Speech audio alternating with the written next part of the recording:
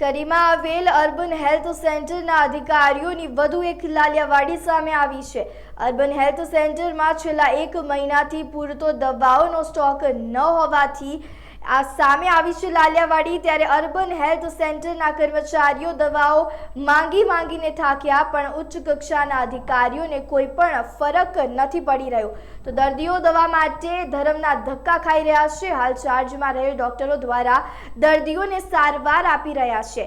તાલુકા વિકાસ અધિકારીને આ બાબતે પૂછતા ડોક્ટર ધર્મેન્દ્ર પટેલ હાથ અદ્ધર કરી દીધા છે તેઓએ। ત્યારે તાલુકા વિકાસ અધિકારી કહી રહ્યા છે કે આગળથી દવાઓ ન આવે તો અમે શું કરીએ તેવો જવાબ આપીને વાતને પૂર્ણ કરી નાખવામાં આવી છે। તાલુકામાં જો દવાઓની અછત છે તો છેવાડાના ગામડાની શું હાલત હશે તે અત્યારે ઘણા સવાલો અહીંયા ઊભા થઈ રહ્યા છે। તાલુકા વિકાસ અધિકારી પોતાની જવાબદારીઓમાંથી જાણે છટક બારી ગોતતા હોય તેવું લાગી રહ્યું છે। સામાન્ય દવાઓની અર્બન હેલ્થ સેન્ટરમાં અછત જોવા મળી તો દર્દીઓનું શું હાલત હશે તે તમે વિચારી શકો છો।